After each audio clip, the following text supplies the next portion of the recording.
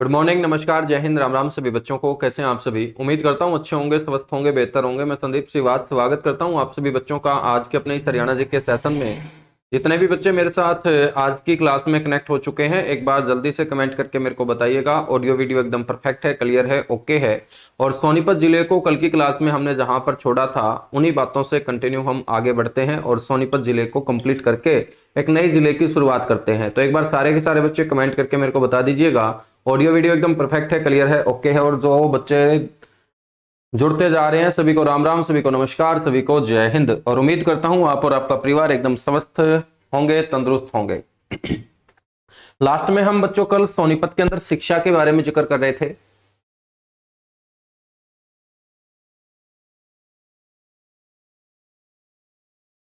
कल हम जिक्र कर रहे थे शिक्षा का, और शिक्षा में हम यूनिवर्सिटी पढ़ चुके थे। एक मैंने आप लोगों को जवाहर नवोदय विद्यालय लास्ट में पढ़ाया था। बच्चों यहाँ पर कुछ इंस्टीट्यूट भी हैं और उन इंस्टीट्यूट में सबसे इंपॉर्टेंट इंस्टीट्यूट जो पेपर के अंदर आपसे पूछा गया है और आगे भी आपसे पूछा जाएगा, CIPET उसकी शॉर्ट फॉर्म है और उसकी फुल फॉर्म अभी हम डिस्कस करेंगे।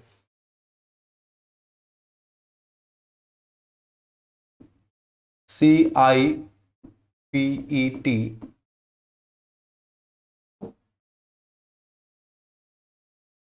CIPET की सबसे पहले आपको फुल फॉर्म पता होनी चाहिए, central institute of plastic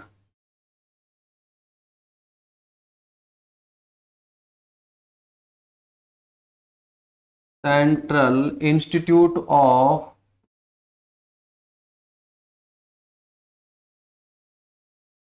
plastics engineering and technology.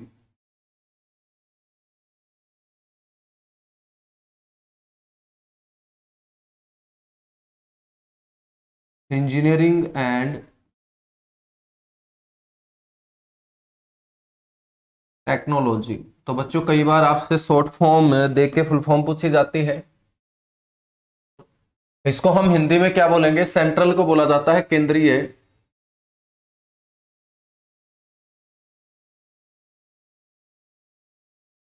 Plastic को प्लास्टिक बोलेंगे,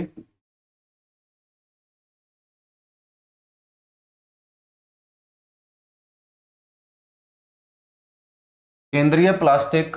इंजीनियरिंग को हिंदी में बोला जाता है अभियांत्रिकी।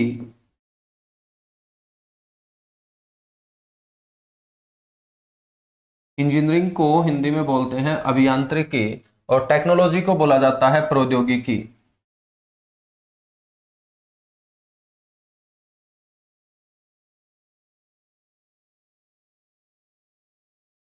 प्रौद्योगिकी इंस्टीट्यूट को बोला जाता है संस्थान। ठीक है, आपसे ये पूछ ले कहां पर है, तो मेरे बच्चों आपको बोलना है कि ये जो स्थापित किया गया था 2006 के अंदर, इसकी स्थापना 2006 में मुरथल सोनीपत के अंदर इसे स्टैब्लिश किया गया था। मुरथल जिसे आप डाबों का शहर बोलते हो, जहां पर हमने Deenbandhu Chhoturam science and technology university पढ़ी, वहीं पर यह स्थित है।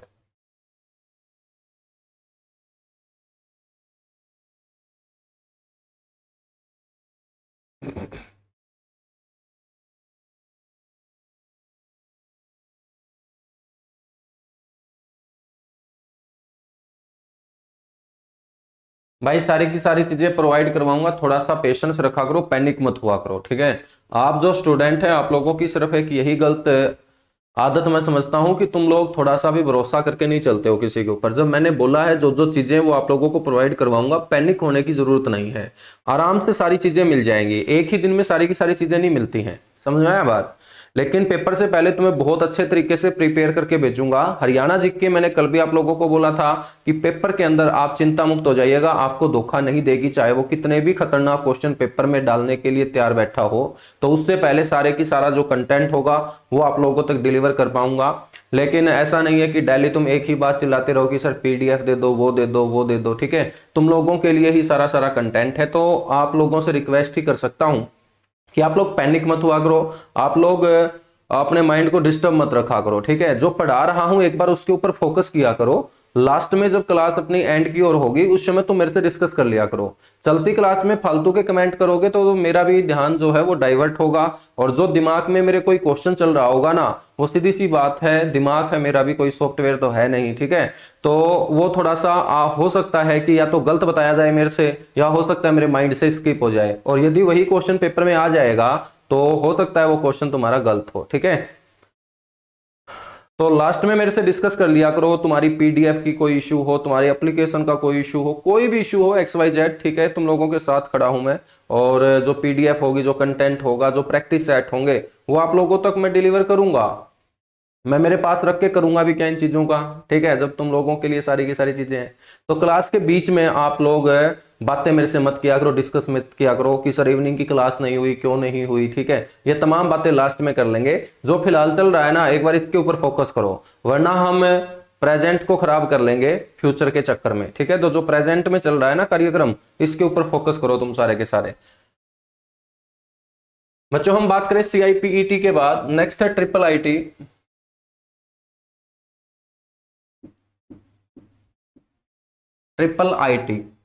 IIIT जो है, इसकी फुल फॉर्म है इंडियन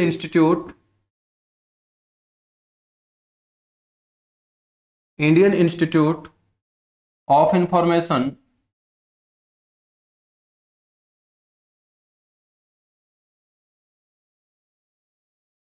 एंड टेक्नोलॉजी।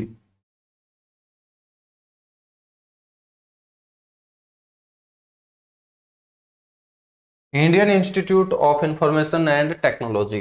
बच्चों ये कहां पर है? ये किलावड़ गांव के अंदर है। यदि हम इसकी स्थापना की बात करें,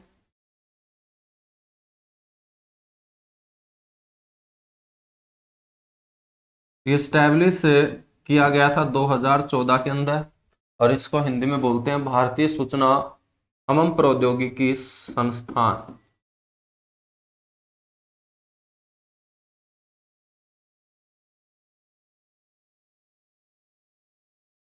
भारतीय सूचना एवं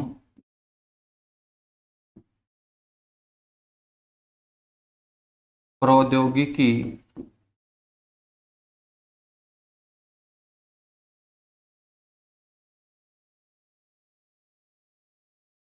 भारतीय सूचना एवं प्रौद्योगिकी संस्थान, ये आपका किलावड़ गांव के अंदर है।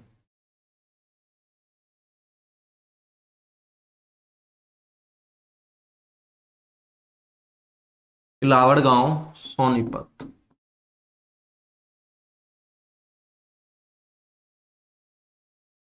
ठीक है, किलावड़ गांव सोनीपत के अंदर है IIIT। तो ये हमारा एजुकेशन रहेगा, आप लोगों को ध्यान रखना है सोनीपत के अंदर। अब हम बात करेंगे टूरिस्ट कॉम्प्लेक्स की, पर्यटन स्थलों की।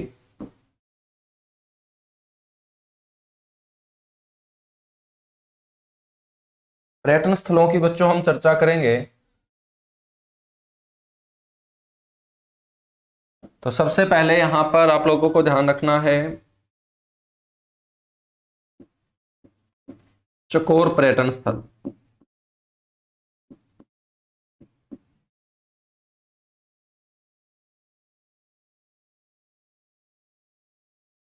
और चकोर पर्यटन स्थल आपका कहाँ है सर? सोनीपत में।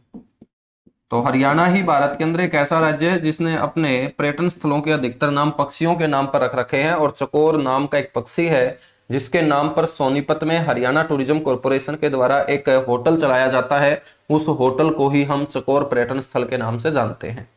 चकोर पर्यटन स्थल के बाद नेक्स्ट आपको ध्यान रखना है एथनिक इंडिया।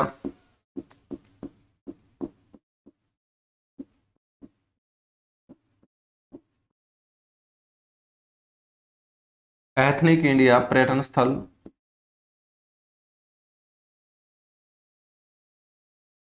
और एथनिक इंडिया पर्यटन स्थल है राई के अंदर। और बच्चों राई कहाँ है? सोनीपत में। नेक्स्ट हम बात करें, यहां एक झील भी है जिसका नाम है डाबर झील। और डाबर झील भी कहाँ है? सोनीपत के मुरथल में है बच्चों। मुरथल, सोनीपत। और आपको ये भी पता होना चाहिए कि मुरथल जो है, जो सोनीपत जिले का हिस्सा है, ये कौन से एनएच पर है? नेशनल हाईवे 44 के ऊपर, NH 44 के ऊपर। नेक्स्ट है बच्चों, यहां पर एक दरवाजा जिसे बोलते हैं अकबरी दरवाजा।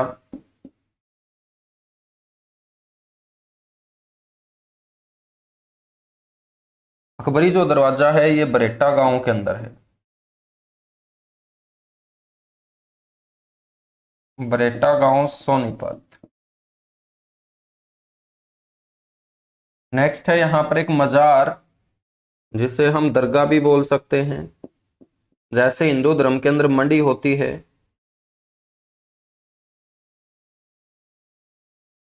तो जमाल नाम के एक पीर की यहां पर मजार है, पीर जमाल की मजार या दरगाह। और बच्चों ये है आपकी गोहाना के अंदर, और गोहाना है सोनीपत में।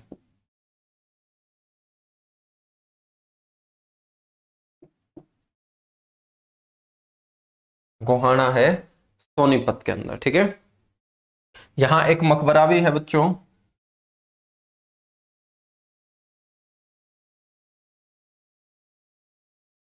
जिसे बोलते हैं मामा भांजा का मकबरा।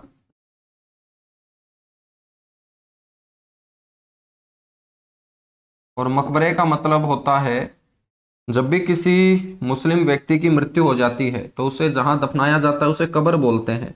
और कब्र के ऊपर यदि कोई भी भवन, कोई भी इमारत बनाई गई है उसके सम्मान में, उसकी याद में, तो उसी को मकबरा बोलते हैं। और दुनिया में सबसे सुंदर मकबरा आगरा के अंदर है, जो मुमताज की याद में शाहजहां ने बनवाने का काम किया, जिसे आप लोग ताजमहल बोलते हो। तो मामा भांजा का जो मकबरा होगा ये आपका कहाँ होगा? सोनीपत में होगा।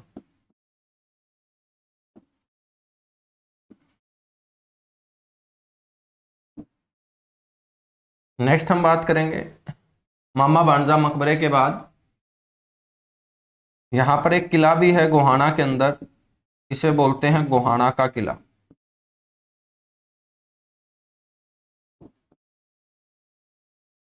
और ये गोहाना का किला जो गोहाना के अंदर है, इसका निर्माण 12वीं सदी के अंदर पृथ्वीराज चौहान के द्वारा करवाया गया था बच्चों। इसका जो निर्माण है वो 12वीं सदी में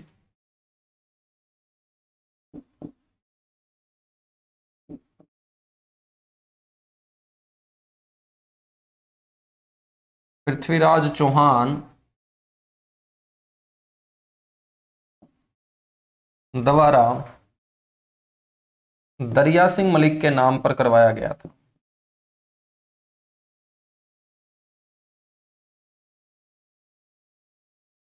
दरिया सिंह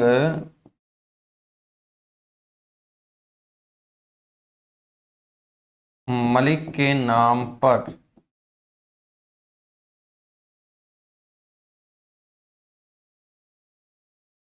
करवाया था बच्चों, ठीक है। दरिया सिंह मलिक इनका सेनापति हुआ करता था, और उन्हीं के नाम पर ही इसका एक किला बनवाया गया जिसे दरिया सिंह का किला कहा जाता था। लेकिन लोगों ने दरिया सिंह के नाम को पीछे धकेलते हुए जगह के नाम से इस किले को पुकारना स्टार्ट किया, और जगह है गोहाना, इसीलिए इसे क्या बोलते हैं? गोहाना का किला बोलते हैं। तो फटाफट एक बार इसको नोट कर लीजिएगा, और उसके बाद हम आगे बढ़ेंगे बच्चों। उसके बाद हम आगे बढ़ेंगे, एक दो और मकबरा है उनके बारे में बात करेंगे।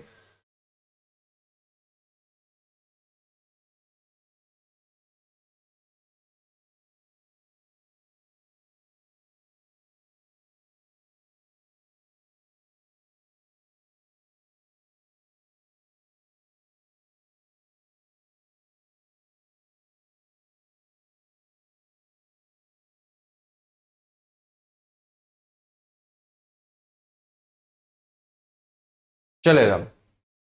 यहां पर बच्चों एक स्मारक भी है,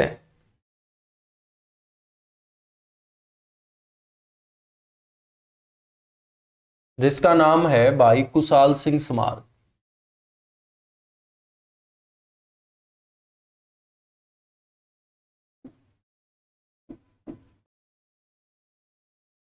भाई कुशाल सिंह स्मारक। स्मारक हमेशा याद में बनाए जाते हैं, और किसकी याद में है? ये कुशाल सिंह की याद में है। स्मारक के साथ साथ यहाँ पर इनकी बातों को इकट्ठा करके भी रखा गया, और जहां पर पुरानी चीजों को इकट्ठा करके रखा जाता है उसे म्यूजियम या संग्रहालय बोलते हैं। तो भाई कुशाल सिंह स्मारक वह जो संग्रहालय है ये बड़ खालसा गांव के अंदर है बच्चों। जहां पर मैं गांव का नाम आपको बताऊं,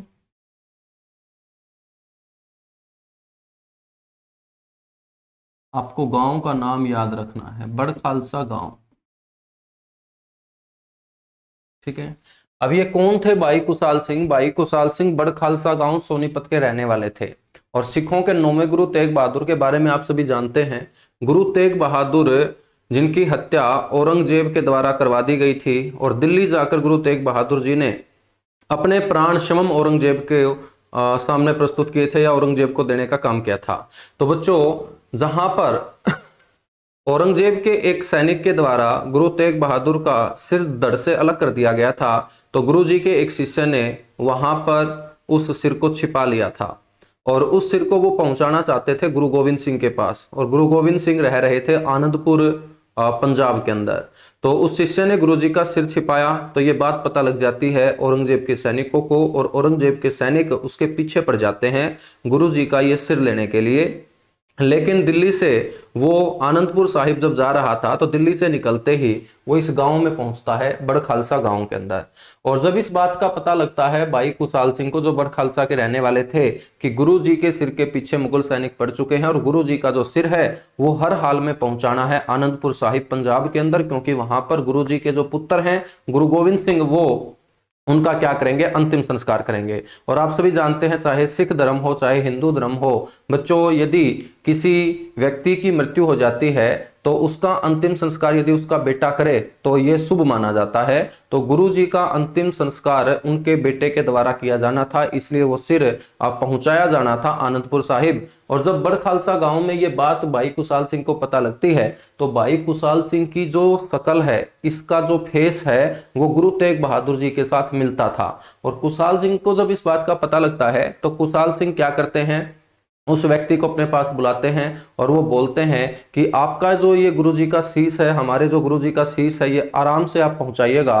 और मुगल सैनिक जो इस शीश को लेना चाहते हैं, तो मैं अपना शीश दे देता हूं उनको, क्योंकि मेरा जो सिर है, मेरा जो फेस है, मेरा जो चेहरा है, वो गुरुजी के साथ मिलता है। और भाई कुशाल सिंह अपना शीश काट के मेरे बच्चों उस व्यक्ति को दे देते हैं, और वो व्यक्ति जो है वो मुगलों को वो सिर दे देता है। मुगल इस सिर को वापस लेके दिल्ली लौट जाते हैं, और वो जो शिष्य था वो गुरुजी का असली चेहरा आनंदपुर साहिब पहुंचा देते हैं। तो इतना बड़ा बलिदान सोनीपत के बड़ खालसा गांव के रहने वाले भाई कुशाल सिंह ने जब दिया, तो भाई कुशाल सिंह की याद में वहां पर एक स्मारक बनाया गया, और इनसे जुड़ी हुई विशेष बातों को इकट्ठा करके रखा गया। इसी को कुशाल सिंह स्मारक और संग्रहालय बोलते हैं, जो बड़ खालसा गांव कहाँ है? सोनीपत के अंदर है। ठीक है,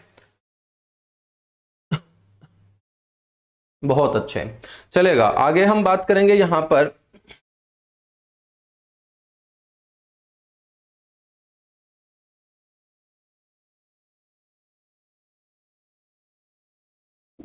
नेक्स्ट है बाबा पीर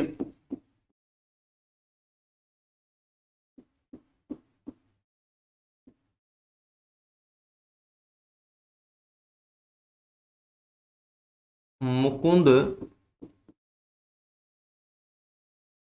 बाबा पीर मुकुंद सैनीपुर।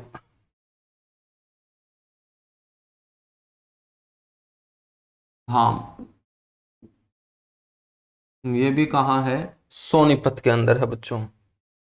नेक्स्ट है प्राचीन पांडव स्थान। ये देखिएगा, प्राचीन पांडव स्थान, सारे नए नए क्वेश्चन है आप लोगों के लिए, और ये पेपर में पक्के पूछे जाएंगे। ये मैं कोई घर से नहीं बना रहा हूं, ये हरियाणा सरकार के आंकड़ों से उठा रहा हूं, और हरियाणा सरकार के आंकड़ों से ही क्वेश्चन आपसे पूछा जाता है, कोई विशेष किताब से नहीं पूछा जाता है। वो विशेष किताबें जो आप लोग बोलते होंगे इसी किताब से क्वेश्चन आए हैं, वो किताबें कोई घर से नहीं छापी गई हैं, वो सरकार के आंकड़े उठाए गए हैं उन किताबों के अंदर, और ये मैं डायरेक्ट आपको उन्हीं आंकड़ों से क्वेश्चन बता रहा हूं। तो प्राचीन पांडव स्थान आपसे कभी ना कभी पूछा जाएगा, और आप लोगों को बोल देना है ये भी कहां है, सोनीपत के अंदर है बच्चों, ठीक है।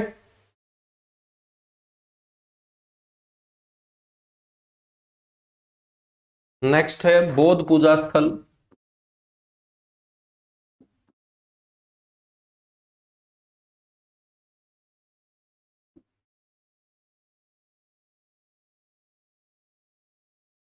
बौद्ध पूजा स्थल कुमासपुरा गांव के अंदर है ये, कुमासपुरा गांव सोनीपत।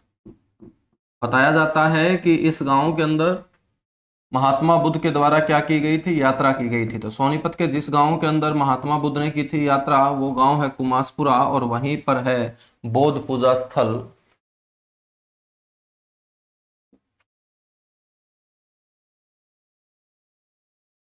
महात्मा बुद्ध द्वारा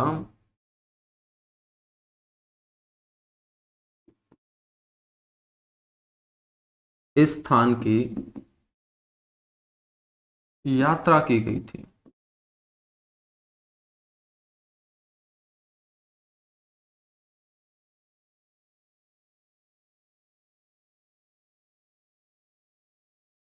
ठीक है मेरे बच्चों, चलेगा। अब हम बात करते हैं यहां पर महान व्यक्तित्व की, ग्रेट पर्सनालिटी को हम डिस्कस करेंगे, महान व्यक्तित्व। और महान व्यक्तित्व के बाद महत्वपूर्ण तथ्यों को पढ़ेंगे, और उसके साथ ही हमारा सोनीपत डिस्ट्रिक्ट होगा कंप्लीट, और फिर एक नए डिस्ट्रिक्ट की तरफ हम आगे बढ़ेंगे। चलेगा। सबसे पहले हम बात करें महान व्यक्तित्व में, तो हम बात करते हैं बाबू मूलचंद जैन की। आप लोगों ने नाम सुना होगा बाबू मूलचंद जैन का। बाबू मूलचंद जैन सिकंदरपुर माजरा गांव में पैदा हुए थे बच्चों।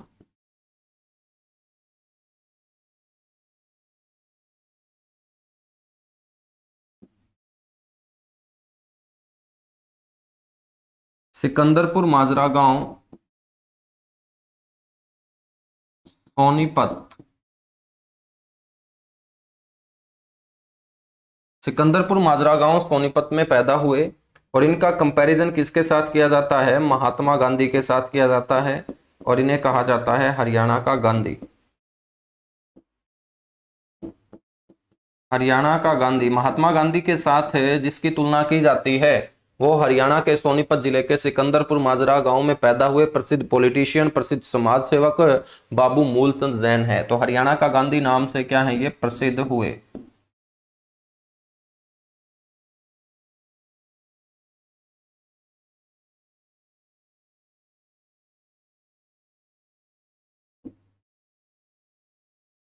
बाबू मूलचंद जैन के बाद हम बात करेंगे अरुण जैमिनी की।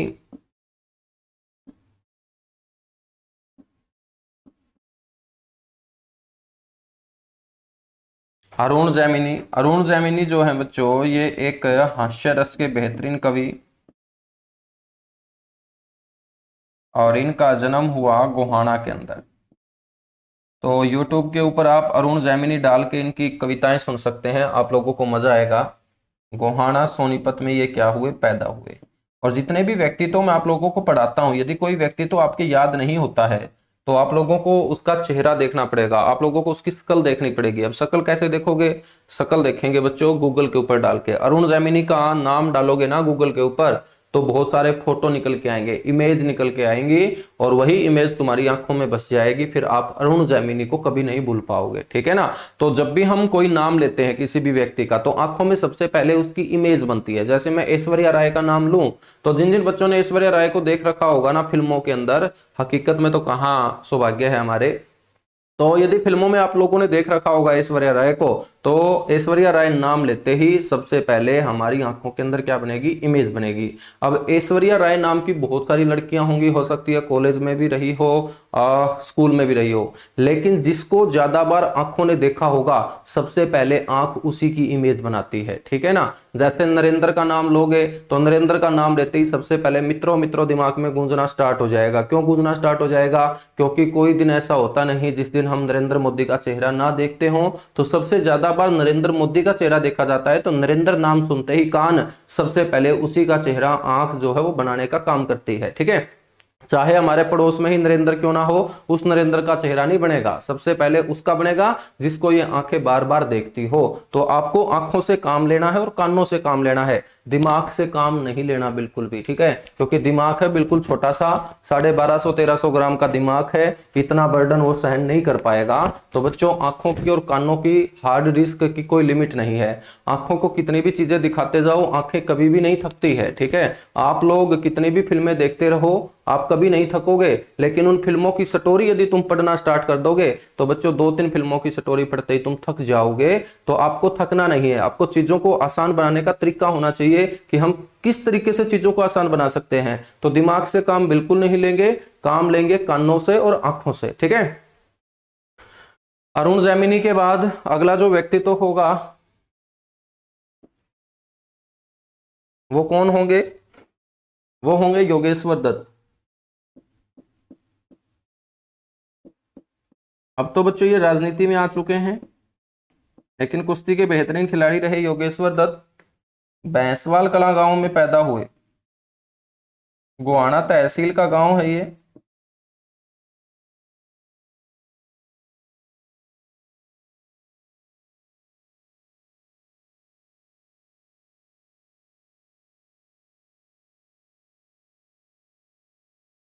गोहाना सोनीपत का गांव है। ठीक है, कुश्ती के बेहतरीन खिलाड़ी रहे और इन्होंने लंदन ओलंपिक 2012 में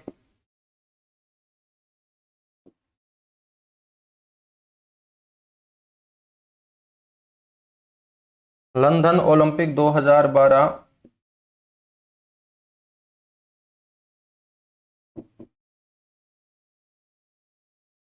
कांस्य पदक जीतने का काम किया बच्चों। कांस्य पदक इन्होंने जीतने का क्या किया है? काम किया है। ठीक है, योगेश्वर दत्त के बाद इन्हीं के गांव से आती है दीपा मलिक।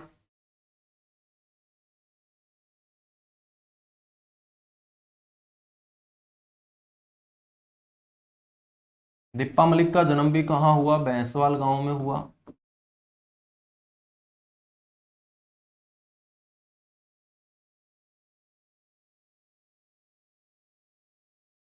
और ये कौन है बच्चों? ये पैरा ओलंपिक पदक विजेता खिलाड़ी है। ठीक है, कौन से ओलंपिक में इन्होंने जीता था? रियो ओलंपिक, जो ब्राजील के सबसे बड़े शहर रियो के अंदर खेले गए थे। तो रियो ओलंपिक 2016,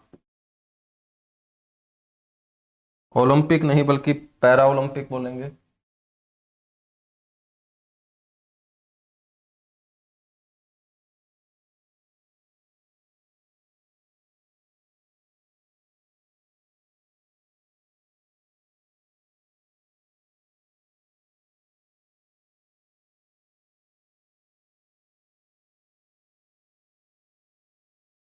रियो पैरालंपिक 2016 में,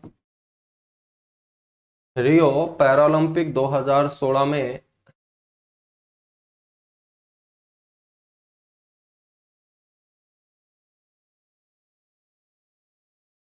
शॉट पुट में रजत पदक जीतने वाली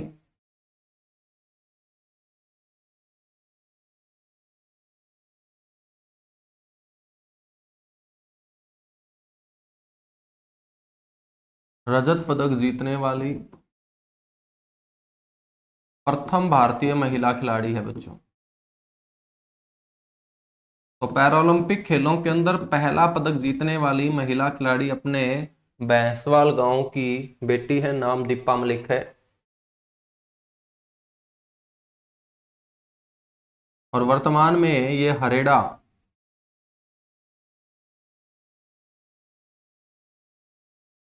या हरेरा बोल देते हैं, गुरुग्राम की ब्रांड एम्बेसडर हैं बच्चों।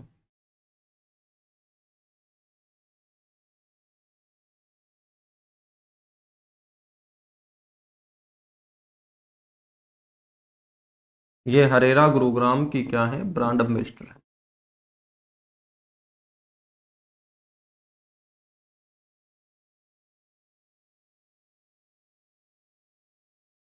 ठीक है, हरेरा गुरुग्राम की ब्रांड एम्बेसडर।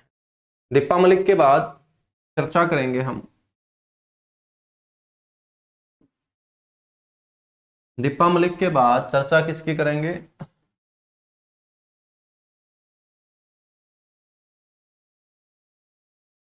तानसी व नूंगसी मलिक।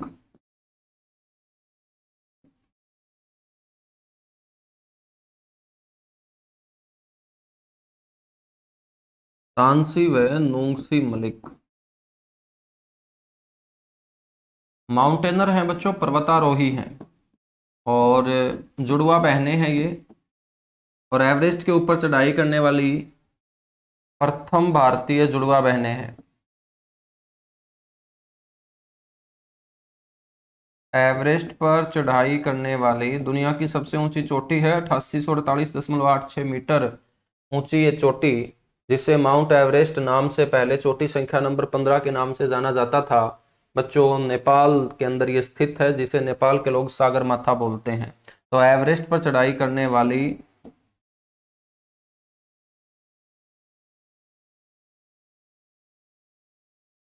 ये प्रथम भारतीय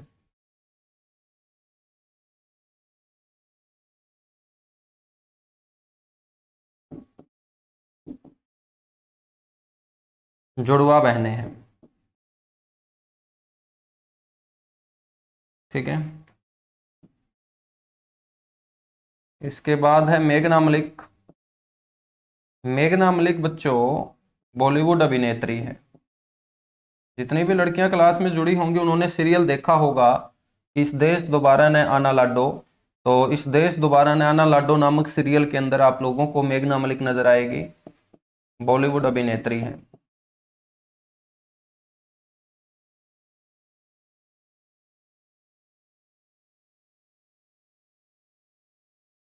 उसके बाद है मीमांसा मलिक।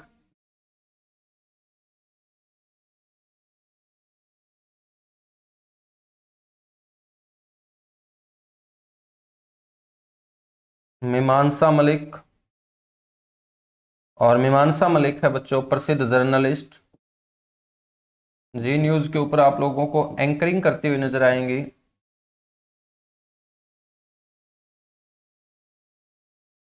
प्रसिद्ध ये क्या है? पत्रकार है मीमांसा मलिक।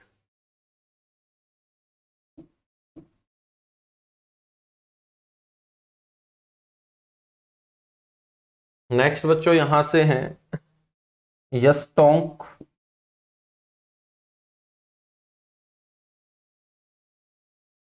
बॉलीवुड फिल्म निर्माता यश टोंक का संबंध भी कहां से है? सोनीपत से।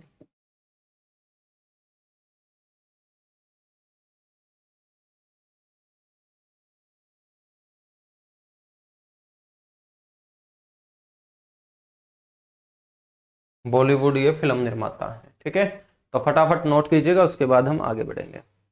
सर यूनिवर्सिटीज के वीसी भी बताना। मोनिका चौधरी, यूनिवर्सिटीज के वीसी हम बाद में करेंगे, क्योंकि अपना जो बैच है ये 2.5 से 3 महीने चलने वाला है, और यदि मैं कोई वीसी बताता हूं तो वीसी बदले भी जा सकते हैं। ठीक है, क्योंकि पिछले बैचेज में जो मैंने वीसी बताए होंगे वो बदल चुके हैं कई यूनिवर्सिटीज के वीसी, तो बदलने के बाद आप लोगों को पता नहीं होता है। तो इस बैच का जब लास्ट पड़ाव होगा ना, तो लास्ट पड़ाव में हम आप लोगों को वो चीजें जो आप बदल सकती हैं, जैसे यूनिवर्सिटीज के वीसी बदल सकते हैं, आपका मंत्रिमंडल चेंज हो सकता है। अब मंत्रिमंडल चेंज होने की पूरी संभावना है। डेली न्यूज़पेपर में आप पढ़ते होंगे कि उस मंत्री का मंत्रालय घटाया जाएगा, ये मंत्रालय किसी दूसरे के पास जोड़े जाएंगे। तो लास्ट में मैं आप लोगों को ये चीजें पढ़ाऊंगा। ठीक है, सारी की सारी चीजें पढ़ेंगे, कोई चीज छोड़ेंगे नहीं। बस तुम इतना ध्यान रखो कि जितना पढ़ाता हूं अगले दिन उंगलियों पे होना चाहिए।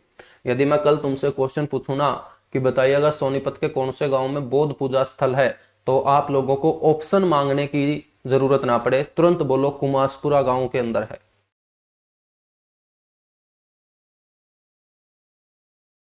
KS राठी, सर हरियाणा के खेल कंप्लीट हुए नहीं, जिले करवा रहे हो? मेरे भाई मॉर्निंग के अंदर मैं जिले ही करवाता हूँ। KS राठी जिले मॉर्निंग में करवाता हूं, और खेल वाला जो टॉपिक है वो इवनिंग में हम चलाएंगे। ठीक है, आज एक क्लास और खेल की मैं दूंगा आप लोगों को, और आप लोगों के कंटेंट को अलग अलग मैंने फोल्डर बना रखे हैं। एक फोल्डर मैंने हरियाणा डिस्ट्रिक्ट का बना रखा है आपके बैच में, एक फोल्डर हरियाणा का मिसलेनियस बना रखा है। तो हरियाणा का मिसलेनियस जो होगा उसमें आपको सारी की सारी मिसलेनियस से रिलेटेड क्लास मिलेंगी। जब हिस्ट्री पढ़ाऊंगा तो हिस्ट्री का अलग से फोल्डर बनेगा, ज्योग्राफी पढ़ाऊंगा तो ज्योग्राफी का अलग से बनेगा, आर्थिक सर्वेक्षण पढ़ाऊंगा तो आर्थिक सर्वेक्षण का अलग से बनेगा। तुम लोग मेरे ऊपर छोड़ दो सारी की सारी जिम्मेदारी, तुम लोग फालतू की भड़क टेंशन मत लो। सारी टेंशन तुम लोगे तो फिर मैं क्या लूंगा भाई, ठीक है, मेरे को भी लेने दो थोड़ी बहुत टेंशन तुम लोगों की। तुम लोगों का एक ही काम है, जितना कंटेंट बोर्ड के ऊपर लिखता हूं वो दिमाग में छापना है हर हाल में, बाकी तुम्हारा कुछ और काम नहीं है, ठीक है।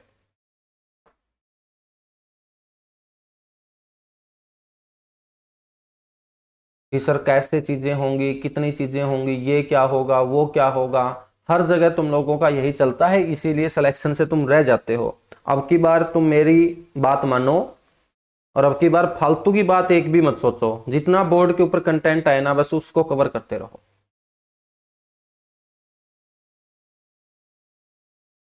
सर कल क्लास नहीं हुई, कल भाई मेरे को कोई इमरजेंसी हो गई थी इसलिए क्लास नहीं हुई। यदि कोई इमरजेंसी आ जाती है तो क्लास नहीं ले पाता हूँ, घर में कोई काम आ जाता है, ठीक है, कोई रिश्तेदार आ जाता है, कुछ और हो जाता है, तो क्या करूं यार। बिल्कुल, तुम लोगों का काम है सिर्फ कंटेंट याद करना, बाकी फालतू की भड़क मत लिया करो। थोड़ी बहुत भड़क हमें भी लेने दिया करो, ठीक है। तुम लोगों से पैसा लिया है ना, तो तुम इतनी भड़क क्यों लेते हो। तो हमें भड़क लेने दिया करो, क्या मेरे को करवाना है, कितना मेरे को करवाना है, कैसे मेरे को करवाना है वो मेरे ऊपर छोड़ दो। और यदि विश्वास नहीं है मेरे ऊपर फिर मेरे बच्चों कहीं पर भटकते रहो। जब विश्वास ही नहीं होगा ना तो सिलेक्शन नहीं आएगा, ये मैं बता रहा हूं तुम्हें साफ साफ, ठीक है। बिल्कुल साफ साफ बोलता हूं, चाहे बुरी लगे आप लोगों को बात, लेकिन यदि तुम फालतू के क्वेश्चन दिमाग में घुसाओगे तो दिमाग आपका उन्हीं क्वेश्चंस के अंदर दिलचस्पी लेगा, ठीक है ना। क्योंकि दिमाग किस चीज के अंदर दिलचस्पी लेता है, जो हार्ड वर्क नहीं होता, ठीक है ना, उसी के अंदर दिलचस्पी लेता है। और यदि हम दिमाग को हार्ड वर्क कराना स्टार्ट कर देंगे ना तो दिमाग थोड़ा सा परेशान हो जाता है। तो आप लोगों को दिमाग को हार्ड वर्क की तरफ लेके जाना है, दिलचस्पी वाली बातों से आप लोगों को दूर रहना है। सिर्फ पढ़ते रहिएगा, मजे से बेहतरीन कंटेंट लेते रहिएगा, आगे बढ़ेंगे। चलो आगे हम बात करेंगे लक्ष्मी चंद की। नेक्स्ट है पंडित लक्ष्मी चंद।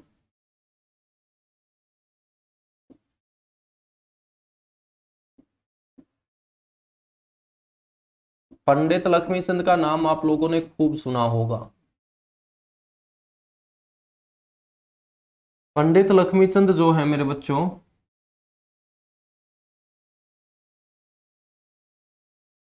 इनका जन्म हुआ जाटी कलां गांव के अंदर।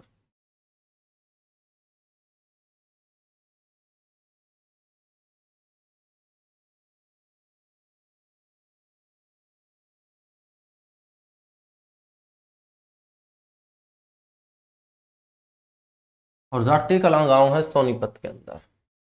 यदि हम पंडित लक्ष्मी चंद के जीवन काल की बात करते हैं, जीवन काल का मतलब है जन्म से लेकर मृत्यु। तो मेरे बच्चों 1903 में इनका जन्म हुआ था और 1945 में हो गई थी इनकी मृत्यु। यदि हम इनके अक्षेत्र की बात करें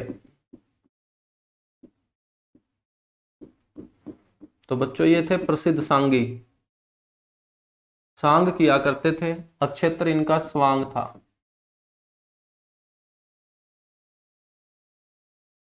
सांग को हम स्वांग भी बोलते हैं और स्वांग का मतलब होता है भेष भरना, किसी भी करेक्टर की नकल करना। बच्चों हम बात करें शिक्षा की, शिक्षा इनके पास कुछ नहीं थी, स्कूली शिक्षा कुछ नहीं थी, ये कभी स्कूल जा ही नहीं पाए गरीबी के चलते। घर वालों ने इनको भैंस चराने के लिए भेजने का काम बचपन से ही शुरू कर दिया था। और भैंस चराते चराते एक दिन इनके गांव में आए हुए थे मान सिंह नाम के बड़े सांगी, और उन्हीं का सांग देखने के लिए एक दिन ये पहुंच जाते हैं। और मान सिंह के विचारों ने इनको बहुत ज्यादा प्रभावित किया और मन ही मन इन्होंने अपना गुरु मान सिंह को मान लिया था। तो इनके जो गुरु हैं वो हुए हैं मान सिंह। मान सिंह के विचारों से ये प्रभावित हुए थे। ठीक है बच्चों। पंडित लक्ष्मीचंद अनपढ़ थे, लेकिन फिर भी ऐसी ऐसी बातें बताया करते थे जो आज के जमाने में घटित हो रही है। आज से लगभग हम बात करें तो बच्चों 80-90 साल या उससे भी पहले की हम बात करेंगे। ठीक है, 80-90 साल पुरानी जो समय बातें बताई गई थी वो आज के समय घटित हो रही है। स्कूली शिक्षा इनके पास थी नहीं, फिर भी इनके पास ये ज्ञान आता कहां से था? इन्हीं बातों को जानने के लिए हरियाणा की एक यूनिवर्सिटी ने इनके जीवन के ऊपर रिसर्च करना शुरू किया, और वो यूनिवर्सिटी कौन सी होगी? एमडीयू होगी। कौन सी होगी?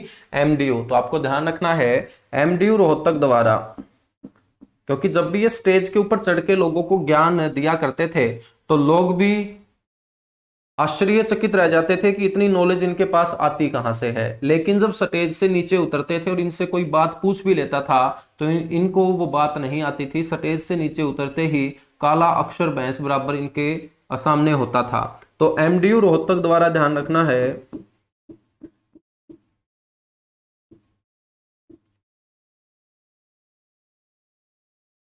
इनके जीवन पर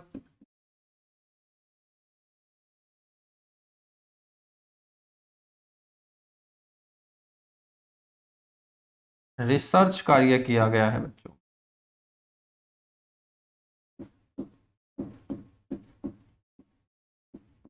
इन्हीं बातों को जानने के लिए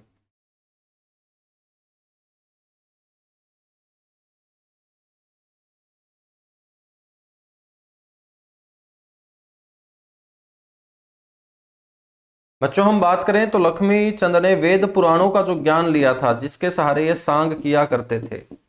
स्कूली शिक्षा तो इनके पास नहीं थी, लेकिन वेद पुराणों का ज्ञान इन्होंने किससे लिया था? टीकाराम शास्त्री से।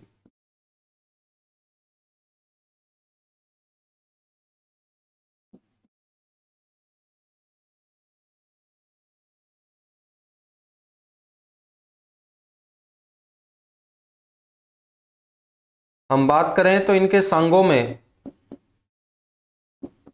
जो सारंगी वादक हुआ करते थे, लक्ष्मीचंद के सांगों में जो सारंगी बजाने का काम किया करते थे। सारंगी बच्चों एक वाद्य यंत्र है जिसको प्रसिद्धि दिलाने का काम जोगियों के द्वारा किया गया। तो सांगों में जो सारंगी वादक हुआ करते थे वो दिल्ली के रहने वाले उस्ताद दुलिया खान हुआ करते थे। उस्ताद दुलिया खान। तो ध्यान रखना है मेरे बच्चों कि उस्ताद दुलिया खान जो प्रसिद्ध सारंगी वादक दिल्ली के रहने वाले थे, वो किस हरियाणवी सांगी के सांगों में सारंगी बजाने का काम किया करते थे? लक्ष्मीचंद उस क्वेश्चन का करेक्ट आंसर होगा। हम बात करें तो इनका एक पुत्र भी था और इनके पुत्र का नाम था तुलेराम कौशिक।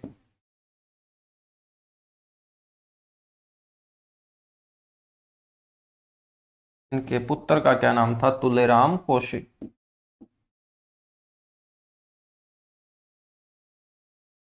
तुलेराम कौशिक। बच्चों इन्हें कई नामों से जाना गया। इन्हें सूर्य कवि कहा गया,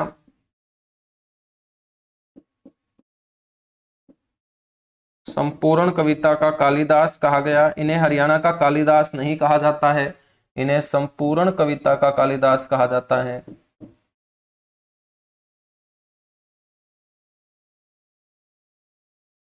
इन्हें संपूर्ण कविता का कालिदास कहा गया। सूफी दर्शन की मीरा इन्हें बोला गया।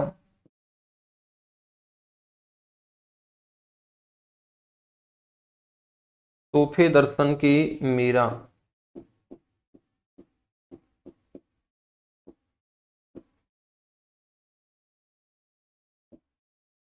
आदि नामों से बच्चे ये प्रसिद्ध हुए।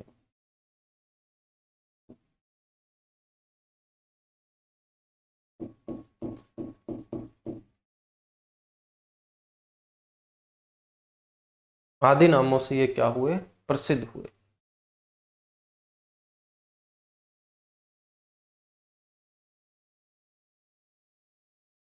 बिल्कुल, लक्ष्मीचंद के नाम पर अभी फिल्म भी आई है। लक्ष्मीचंद के नाम पर पुरस्कार भी दिया जाता है। लक्ष्मीचंद पुरस्कार हरियाणा सरकार ने शुरू किया था। ठीक है। हरियाणा साहित्य अकादमी में लक्ष्मी चंद की प्रतिमा भी स्थापित की गई है। तो आप लोगों से ये भी पूछ सकता है कि हरियाणा साहित्य अकादमी में किस सांगी की प्रतिमा को स्थापित किया गया है। तो लक्ष्मी चंद की प्रतिमा को स्थापित करने का काम भी हरियाणा सरकार ने हरियाणा साहित्य अकादमी भवन में, जो पंचकुला के अंदर है, किया है। पंडित लक्ष्मीचंद के बाद हम बात करते हैं एक और बड़े सांगी की, नाम है दीपचंद बहमन।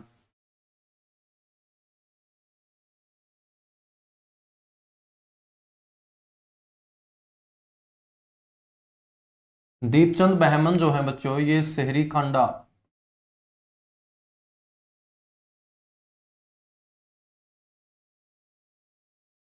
शहरी खांडा गांव सोनीपत में ये पैदा हुए।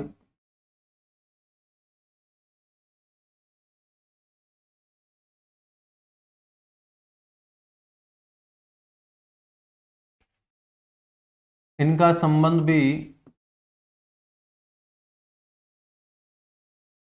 सवांग क्षेत्र से रहा है।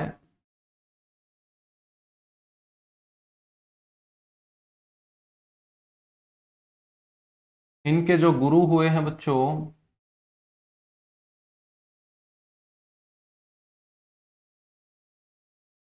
वो छज्जू राम हुए हैं।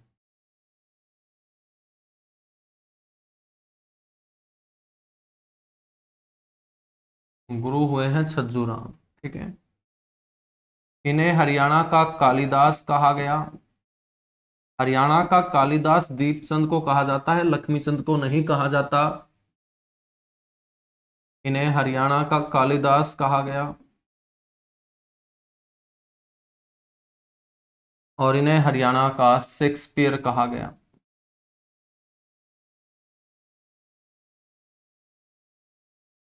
शेक्सपियर इंग्लैंड के एक बहुत बड़े कवि हुए।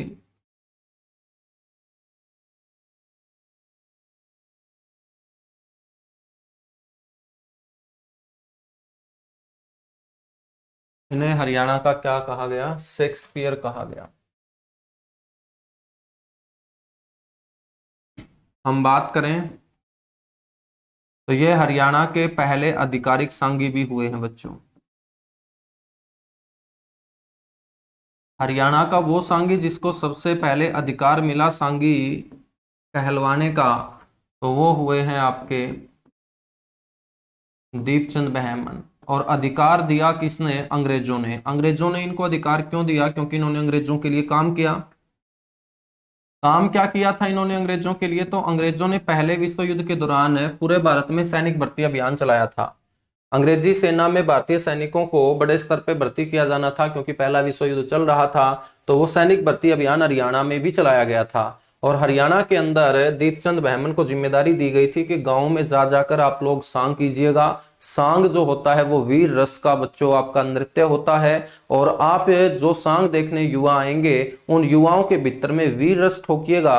और वीर रस ठोकेंगे तो उनका मन करेगा क्या? सेना में भर्ती होने का। और इसी का हमें क्या उठाना है? फायदा उठाना है। और बच्चों ये गांव गांव में जाते थे और इन्हीं के संघों के माध्यम से युवाओं को प्रेरित किया गया और अंग्रेजी सेना में भर्ती करवाने का काम दीपचंद बहमन ने बड़े स्तर पर किया था। तो ध्यान रखना है कि इन्हीं के संघों से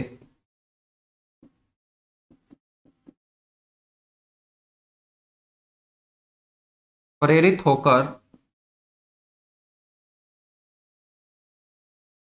इन्हीं के संघों से प्रेरित होकर हरियाणवी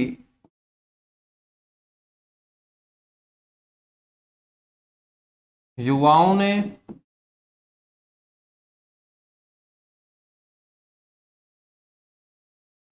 प्रथम विश्व युद्ध जो 1914 से 18 तक चला था, प्रथम विश्व युद्ध के दौरान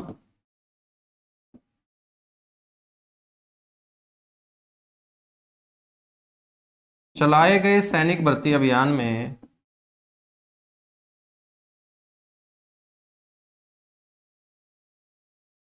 चलाए गए सैनिक भर्ती अभियान में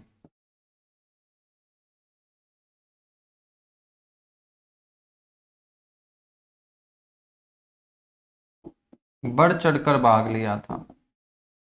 और इसीलिए अंग्रेजों ने इनकी प्रशंसा की थी और इनको अधिकार मिला था सांगी कहलवाने का, और ये हरियाणा के पहले आधिकारिक सांगी हुए। गांव में जब भी जाते थे, ये वहां के युवाओं के गरीबी के हालात देखते हुए बोलते थे अपने संघों के माध्यम से कि खड़ा होले रह तेरे बार खड़े रंगरूट, उरे मिले पाट्या पुराना, ओड़े मिले फुल बूट। कहने का मतलब कि आप यदि गांव में रहोगे ऐसे, तो अपने फटे पुराने कपड़ों में तुम रहोगे, और यदि तुम अंग्रेजी सेना में भर्ती हो जाओगे तो आपको फुल ड्रेस बूटों के साथ मिलेगी। और बच्चों, गरीबी इस स्तर पे थी कि लोगों को पहनने के लिए बूट तक नसीब नहीं होते थे, वो सिर्फ सेनाओं में मिलते थे। तो उन गरीब युवाओं के भीतर वीरता का रस ठोकने का काम पहले सैनिक भर्ती अभियान में दीपचंद बहमन के द्वारा किया गया था, जिसके माध्यम से यह भर्ती अभियान हरियाणा में सफल हुआ था। और सबसे ज्यादा जो युवा भर्ती किए गए थे इस अभियान के अंदर, वो रोहतक जिले से भर्ती किए गए थे। इस सैनिक भर्ती अभियान का जिसने विरोध किया था वो नेक्की राम शर्मा थे, जो कलंगा गांव भिवानी के अंदर पैदा हुए थे। ठीक है, छोटू राम ने भी बच्चों इसमें बहुत ज्यादा सहयोग किया था अंग्रेजों का सैनिक भर्ती अभियान में।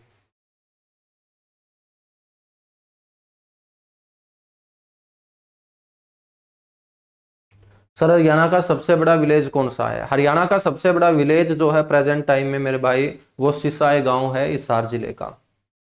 उसको नगर पालिका बना दिया गया था, उसका नगर पालिका का दर्जा समाप्त कर दिया गया है, अब वो वापस से सबसे बड़ा गांव बन चुका है, ये आप लोग ध्यान रखिएगा। ठीक है।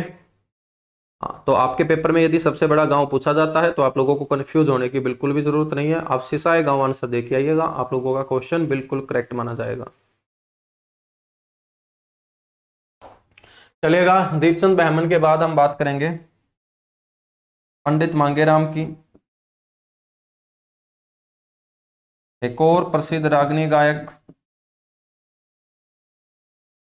पंडित मांगेराम सोनीपत से आते हैं, प्रसिद्ध सांगी भी हुए, वह रागनी गायक।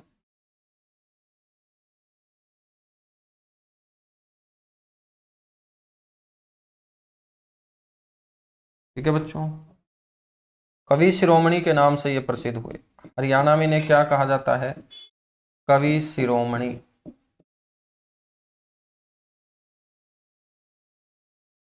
कवि शिरोमणि के नाम से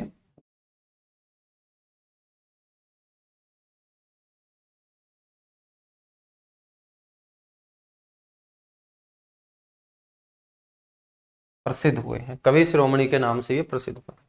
नेक्स्ट शख्सियत है बाजे भगत।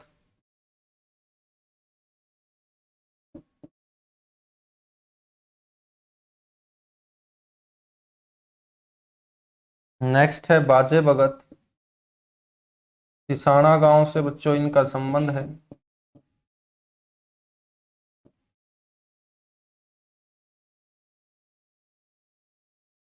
और ये भी प्रसिद्ध सांगी हुए।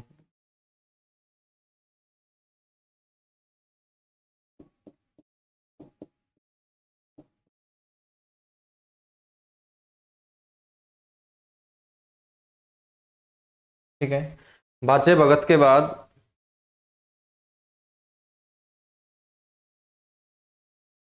नेक्स्ट हम चर्चा करेंगे मेजर होशियार सिंह की।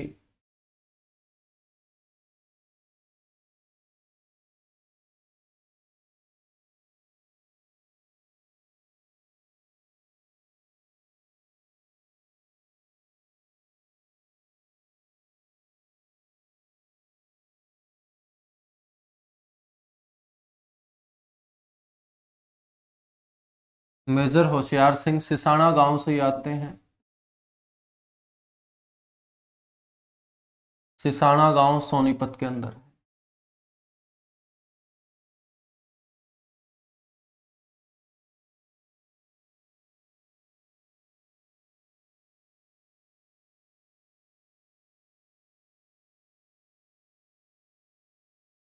हरियाणा से एकमात्र परमवीर चक्र विजेता हैं बच्चों।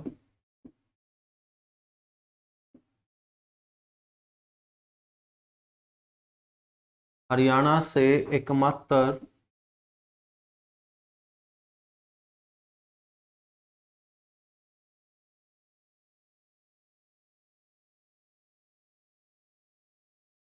परमवीर चक्र विजेता।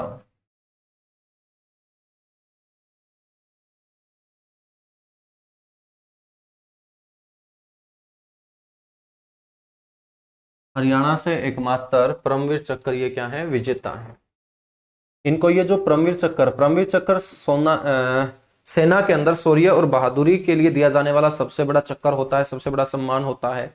और यहां से क्वेश्चन ये भी पूछा जाता है कि हरियाणा सरकार ने जो भी हरियाणा से सैनिक परमवीर चक्र से सम्मानित किया जाएगा उसके लिए कितनी प्रोत्साहन राशि निर्धारित कर रखी है।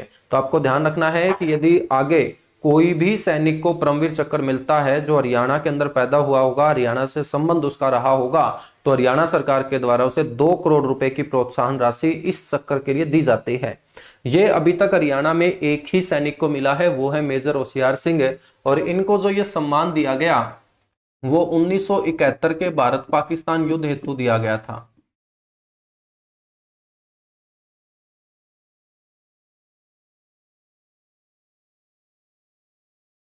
1971 के भारत पाक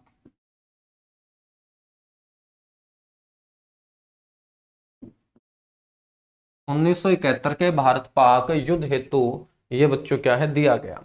ये दिया कब गया था, 1972 में।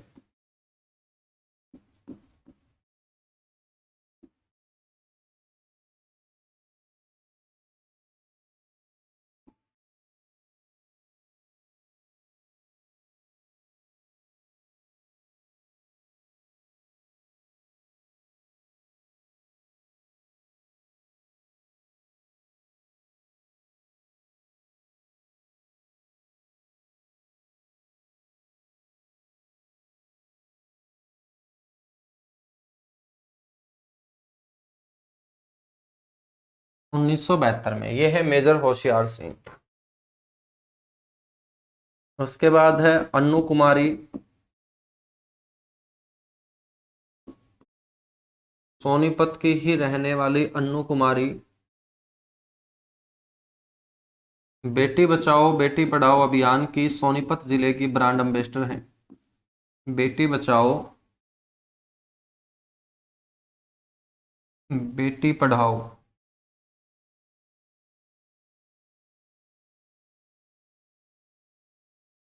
अभियान की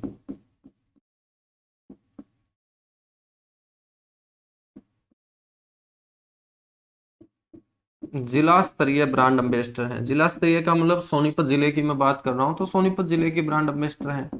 अब ब्रांड एम्बेसडर आपका जिला स्तरीय भी होता है, आपका राज्य स्तरीय भी होता है, और आपका राष्ट्रीय स्तरीय भी होता है। ब्रांड एम्बेसडर का मतलब है चीजों को प्रमोट करने वाला।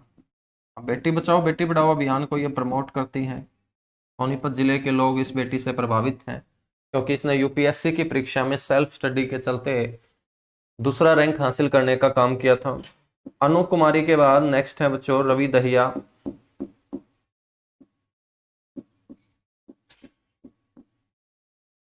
रवि दहिया जो हैं ये नाहरी गांव में पैदा हुए। नाहरी गांव सोनीपत।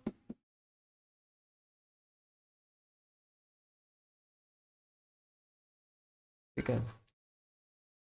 टोक्यो ओलंपिक 2020 जो खेला गया 2021 में कोरोना के चलते,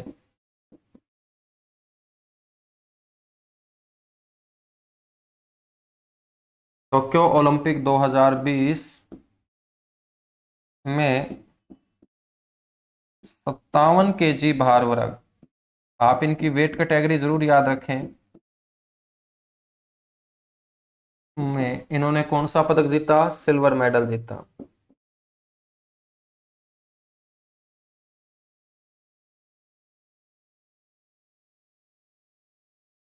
कौन सा मेडल जीता इन्होंने, रजत पदक जीता। यह है टोक्यो ओलंपिक की बात।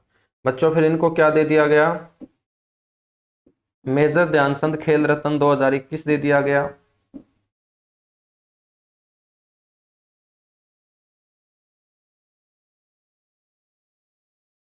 मेजर ध्यानचंद खेल रत्न 2021। और बात करते हैं पद्मश्री 2022। ठीक है, रवि दहिया। अब हम बात करते हैं सुमित अंतिल की। सोनीपत के एक और बेहतरीन खिलाड़ी, पैरा ओलंपिक के अंदर सुमित अंतिल खेवड़ा गांव के रहने वाले,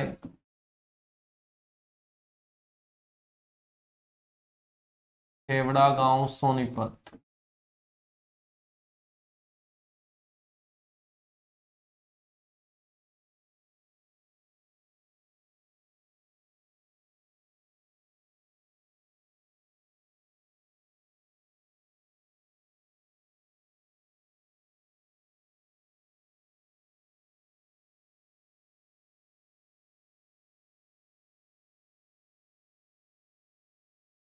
हम्म। बच्चों, रवि दहिया में पद्मश्री को कट करना है, ठीक है। मेजर ध्यानचंद खेल रत्न ध्यान रखना है। पद्मश्री नीरज चोपड़ा को और सुमित अंतिल को मिला था, ये ध्यान रखना, ठीक है। हाँ, तो सुमित अंतिल जो है ये टोक्यो पैरा ओलंपिक के अंदर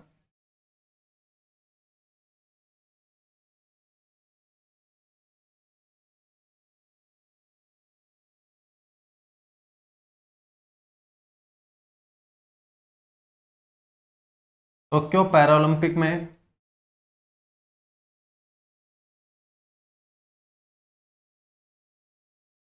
जैवलिन थ्रो, मतलब भाला फेंक में इन्होंने जीता कौन सा मेडल? गोल्ड मेडल, स्वर्ण पदक। सुमित अंतिल, ठीक है।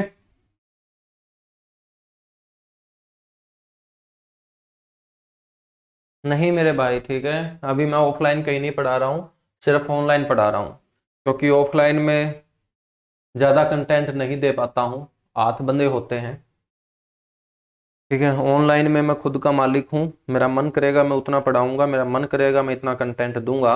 और वो मन तब करेगा जब आप लोग अच्छे से क्लास अटेंड करोगे, अच्छे तरीके से चीज़ों को रिवाइज करोगे, ठीक है, मेरे साथ मेहनत करोगे, तो मेरा भी मन करेगा कि आप लोगों के लिए और ज़्यादा मेहनत मैं करूँ। तो ये थे सुमित अंतिल। तो आज के लिए हम इतना सा ही करते हैं, बाकी हम मिलेंगे बच्चों नेक्स्ट क्लास में, और सोनीपत के कुछ और व्यक्तित्व पढ़ेंगे, और उन व्यक्तित्वों को कंप्लीट करके फिर महत्वपूर्ण तथ्य पढ़ेंगे, इंपॉर्टेंट फैक्ट्स पढ़ेंगे। और उसके बाद सोनीपत हमारा कंप्लीट होगा। सोनीपत के बाद हम अगला जो हमारा डिस्ट्रिक्ट होगा, जो 10वां जिला होगा हरियाणा का, उसका नाम होगा कुरुक्षेत्र। कुरुक्षेत्र को हम पढ़ेंगे। कुरुक्षेत्र एक बड़ा जिला होगा, क्योंकि वहां पर बहुत सारे धार्मिक तीर्थ स्थान है, मंदिर बहुत सारे हैं, ठीक है। हम बात करेंगे वहां पर पर्यटन स्थल काफी हैं, और उन पर्यटन स्थलों में धार्मिक पर्यटन स्थल हैं। शिक्षा के क्षेत्र में भी कुरुक्षेत्र जिला बाकी जिलों से अच्छा खासा आगे है। तो बहुत सारी बातें कुरुक्षेत्र के अंदर पढ़ने को सीखने को हमें मिलेगी, और डे बाय डे इसी तरीके से हम मॉर्निंग की क्लास में जिले जो हैं हम कवर करते रहेंगे। तो हरियाणा जो मैंने कई पार्ट में डिवाइड कर रखा है, जिसमें हम जिले हैं, जिले पढ़ेंगे, हरियाणा की पॉलिटी, हरियाणा की हिस्ट्री, हरियाणा की ज्योग्राफी, हरियाणा का मिसलेनियस पार्ट, ठीक है। और आर्थिक सर्वेक्षण, job special data, current affair. तो बच्चों इनको हम दो दो पार्ट में पढ़ेंगे, मॉर्निंग में अलग पार्ट पढ़ेंगे, इवनिंग में अलग पार्ट पढ़ेंगे। तो नया नया आप लोगों को कंटेंट पढ़ने का भी मजा आएगा, और कुछ नया सीखने का भी मजा आएगा, ठीक है।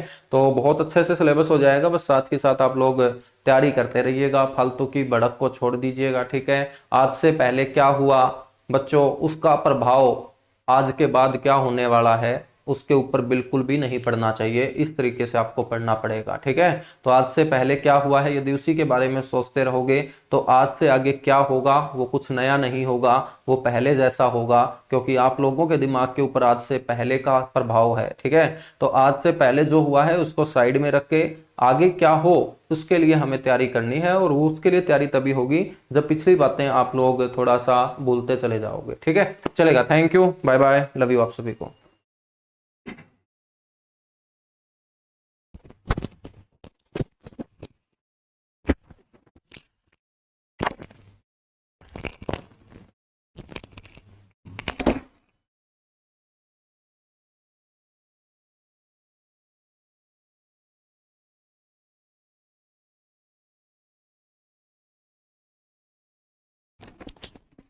हाँ बिल्कुल भाई, कल मेरा जन्मदिन है, ठीक है। और 18 दिसंबर है, 18 दिसंबर के दिन धरती के ऊपर आया था मेरे माता पिता की वजह से। हाँ, तो आप सारे के सारे बच्चे जो हैं वो कल मेरे से जुड़ सकते हैं, यदि मेरे को टाइम होगा तो मैं आऊँगा ज़रूर यूट्यूब के ऊपर। कल संडे है, क्लास तो नहीं ले पाऊँगा, ठीक है। और आप लोगों को भी बहुत बहुत शुभकामनाएं, आप लोग बहुत अच्छा करेंगे, बहुत जी तोड़ मेहनत करेंगे और रिजल्ट अच्छा लेके आएंगे। चलेगा, थैंक यू।